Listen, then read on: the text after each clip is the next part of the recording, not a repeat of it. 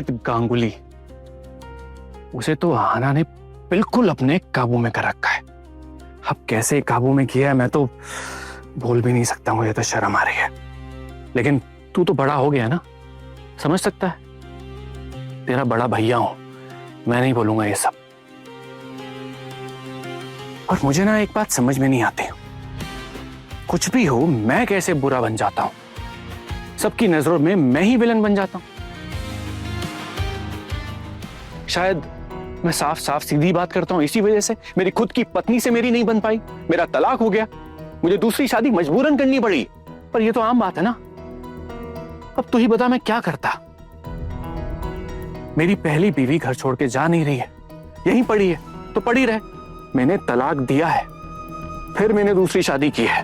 तेरी मंजली भाभी को चुपचाप ये घर छोड़ के चले जाना चाहिए था, सॉरी पारो को, मगर नहीं, उसे यहीं पड़े रहना है।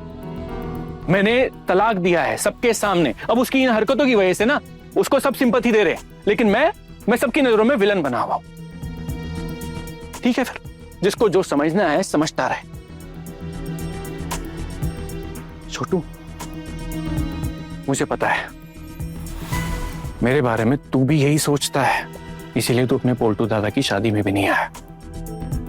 कल जब मैं अपनी बीवी लेकर आया तब भी तू वहां नहीं था। लेकिन अब तू ही बताना छोटू, क्या मुझे खुश रहने का बिल्कुल हक नहीं है क्या? पारो मेरा कोई ख्याल रखती थी? हर वक्त कुछ ना कुछ और करती रहती थी, कभी मूर्तियों का बिजनेस, कभी कुछ काम में ध्यान नहीं, जरा सी भी कदर नहीं उसको मेरी। और तुझे पता है ये सब किया धरा ना तेरी बीवी का है। जितना जहर घोला है ना वो सब आहाना ने घोला है पारो के मन में। ना ही उसका घर गृहस्थी में मन लगता है, ना ही वो मेरा ध्यान रखती थी। हम दोनों अलग अलग इंसान हैं। हाँ, एक्चुअली सच तो यही है। उस दिन छुट्टी लेने के बावजूद भी उस गांगुली सर ने उन्हें ऑफिस बुला लिया था, वो भी ऑफिस की छुट्टी होने के बाद। और वो गई क्यों, ये तो मुझे भी थोड़ा अजीब लगा। देख छोटू, मैं तुझे और कुछ नहीं बोलना चाहता। मैं बस ये चाहता हूं कि ऐसे अंधा विश्वास मत कर किसी पे। अपने आंख कान खोल कर रख, आखिर में भुगतना तो तुझे ही है।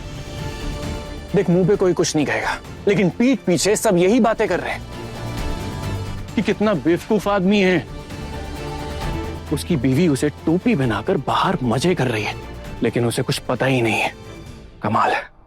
देख छोटू, मैं सिर्फ ये चाहता हूं तेरी जिंदगी नर्क बनने से पहले बच जाए, इसीलिए बताया तुझे ये सब। अब तू ये सोचेगा कि मेरी आहाना से दुश्मनी है, मैं उसे पसंद नहीं करता। हाँ, नहीं करता हूं उसे पसंद मैं, उसकी वजह से मेरा घर टूटा है, लेकिन है तो इसी परिवार का हिस्सा ना, वो है तो इसी परिवार की बहू ना। मैं थोड़ी ना उसकी बदनामी करूंगा जगह जगह जाकर। बाहर से जो सुना है मैंने तुझे वही बता रहा हूं मैं। और अगर तुझे विश्वास नहीं है ना तो उसको, वो जो स्टाफ मेंबर है उसको यहां बुला लेता हूं, उससे तू बात कर ले, उससे पूछ ले तू सब कुछ। नहीं नहीं, मुझे किसी से कुछ नहीं पूछना। चल कोई बात नहीं, कम से कम तुझे बता के मुझे हल्का तो महसूस हो रहा है। तब तक मैं अकेले ये सब सुनता रहता, बिल्कुल बर्दाश्त नहीं हो रहा था मुझे ये सब। रोज सब मुझे सुनाते हैं कि आपकी भाई की बीवी ने ये किया, आज उसकी बीवी ने ये कर दिया, कभी वो ऑफिस से निकल गए और वापस ही नहीं आए। सुन सुन के मेरे तो कान पक गए थे भाई। अब ये बदतमीजी रोज कोई कैसे बर्दाश्त करेगा?